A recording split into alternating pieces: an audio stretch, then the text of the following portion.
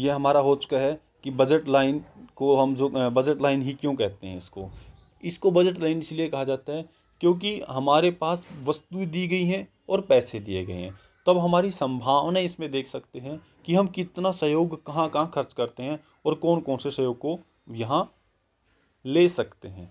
आगे आती है बजट रेखा क्या होती है। बजट रेखा भी प्राइस लाइन की तरह होती है, क्योंकि बजट क्या होता है, बजट हमारी आय और व्यय का ब्यौरा ही तो होता है। हमारे पास कितना खर्च कितना रुपए हैं उसी बारे में जानना हमारा बजट कहलाता है।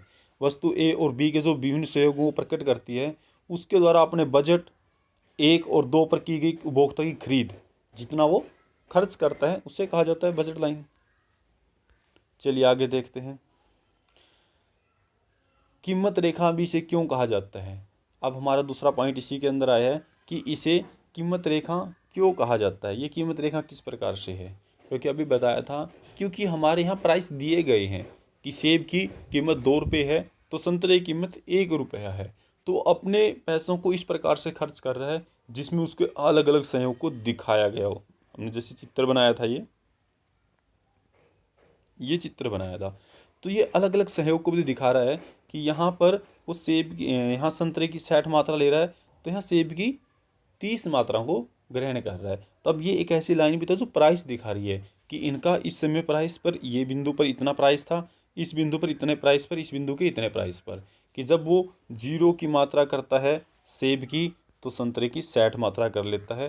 तो यहाँ 60 रुपये को दिखाया उन्होंने यहाँ से। दूसरा इन्होंने दिखाया कि जब वो 40 को खर्च करता है तो यहाँ 10 रुपये यहाँ खर्च कर देता है, 40 यहाँ खर्च कर देता है। तो इस प्रकार से उन्होंने अलग अलग चीज़ों को इसमें दिखाया, तो इसी सहयोग लाइन को कहा जाता है प्राइस लाइन। अब हमारे पास आते हैं प्राप्य और अप्राप्य संयोग क्या होते हैं। इसके बारे में हमने इंडिफरेंस क्रम में भी देखा था कि ये प्राप्य और अप्राप्य संयोग क्या होते हैं। टेंडेबल या फैसलेबल्स, नॉन अटेंडेबल या नॉन फैसलेबल्स कॉम्बिनेशन, जहां हम जिनको प्राप्त कर सकते हैं जिनको प्राप्त नहीं कर सकते। आप एक बार पूरे के पूरे डायग्राम को देखिए। इस डायग्राम में जो हमारे पूरा बॉक्स बना है, इस बॉक्स में वो व्यक्ति कौन सी चीज़ों को ग्रहण कर सकता है। फर्स्ट ऑफ अगर हम इसमें देखते हैं कि ये जितनी भी हमारी यहाँ 60, 30, 0 और 60 का कॉम्बिनेशन है, इसके अंदर जितने भी पॉइंट होंगे, यहाँ होगा, यहाँ होगा, यहाँ होगा, यहाँ होगा, यहाँ होगा, कहीं भी होगा, उसको हम अटेंड कर सकते हैं, ले सकते हैं, क्योंकि हमारे यहाँ पैसे और कीमत दी गई है। लेकिन अगर कोई बिंदु यहाँ है, ये हैं, तो इनको हम अटेंड नहीं कर सकते, इनको हम प्राप्त नहीं कर सकते, इसलिए इनको अप्राप्य बोला जाता है। और जो अंदर की तरफ है जिनको प्राप्त किया जा सकता है, बजट लाइन के अंदर है, इन्हें प्राप्य कहा जाता है। अब आता है उपभोक्ता की प्राथमिकता, कि उपभोक्ता किस चीज़ को खरीदेगा, वो किस संयोग को खरीदेगा। अब हम इसको देखते हैं कि उपभोक्ता के पास संयोग दिए गए हैं कि 1, 2, 3, 4 संयोग दिए गए हैं। अब उन संयोगों को किस प्रकार से वो खरीदता है, किस प्रकार का संयोग बनाता है, चलिए हम इस पे देखते हैं। पहला सहयोग में क्या दिखाया है कि जब वो सेब और संतरों का एक सहयोग लेता है ए, उसमें क्या करता है वो 1 सेब ले लेता है और 10 संतरे ले लेता है। मतलब यहाँ इनका सहयोग इस प्रकार से दिखाया कि ए पर वो 1 संतरे से संतुष्ट है, 1 सेब से संतुष्ट है और 10 संतरों से संतुष्ट है। लेकिन जैसे वो बी संयोग पर जाता है तो वो क्या करता है, उसको लगता है कि उसके पास जो है सेब की मात्रा कम है और वो सेब की मात्रा को बढ़ाना चाहेगा।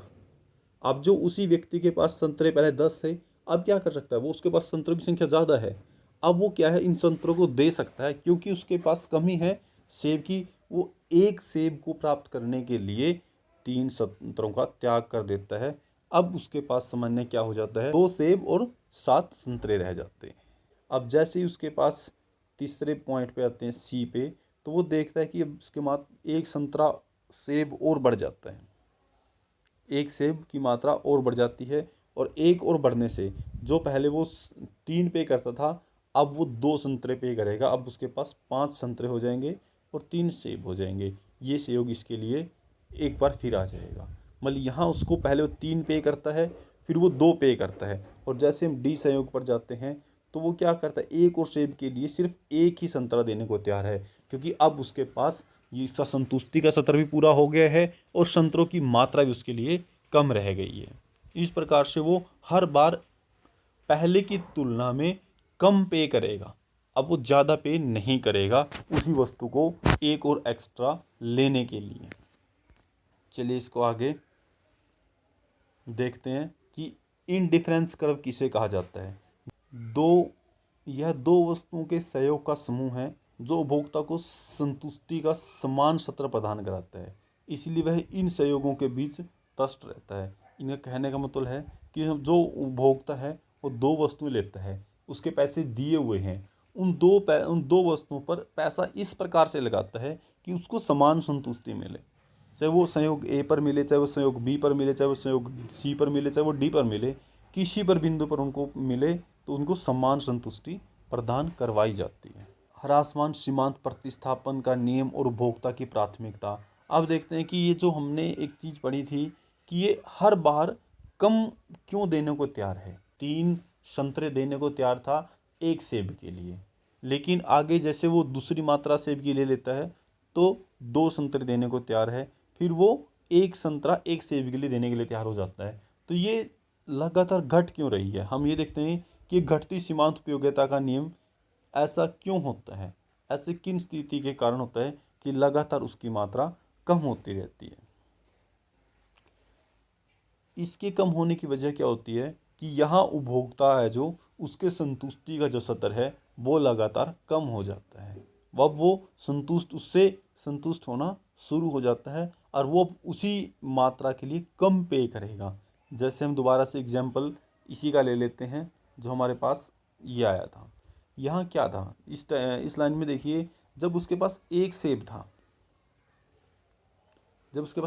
था, और 10 संतरे थे, अब उसने सेब की एक मात्रा बढ़ा दी, और एक मात्रा बढ़ाने के लिए उन्होंने क्या करना पड़ा, संतरे की 3 मात्रा का त्याग करना पड़ा।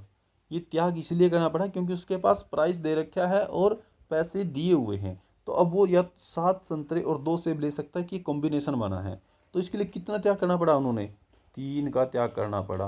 अब जरूरत थी इसको सेब की, और सेब की एक मात्रा बढ़ाने के लिए ये संतरे के 3 संतरों को दे सकता है। अब हम आगे देखते हैं, एक और सेब को लेने के लिए उन्होंने केवल 2 संतरों का त्याग किया। अब ये जो कमी आई है ये क्यों आई है, क्योंकि अब देखो इनके पास सेब की मात्रा लगातार बढ़ रही है, तो सेब से इनको संतुष्टि मिल रही है, और संतुष्टि मिल रही है, जो उसके पास है उसका त्याग कम करेगा। अब वो कम पे करेगा उसके लिए, अब वो ज़्यादा पे नहीं करेगा। जैसे अब 4 मात्रा है तो सिर्फ यहाँ 1 पे कर रहा है, तो यहाँ 1 सेब के बदले 1 ही संतरा पे कर रहा है, तो ये लगातार 3 2 1 हुआ।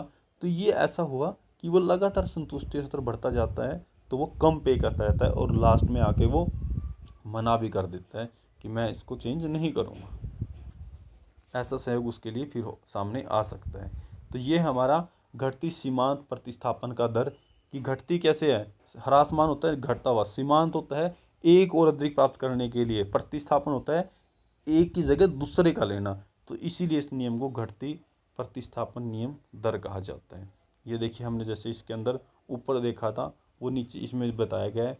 पहले में वो क्या करता है, उपभोक्ता 3.1 अनुपात में संतरे का त्याग करता है, फिर वो एक अंतरिक्ष सेब के लिए 2 का त्याग करता है, और लास्ट में 1 के बदले 1 का त्याग करता है, इसलिए इसे घटती सीमांत उपयोगिता का नियम कहा जाता है।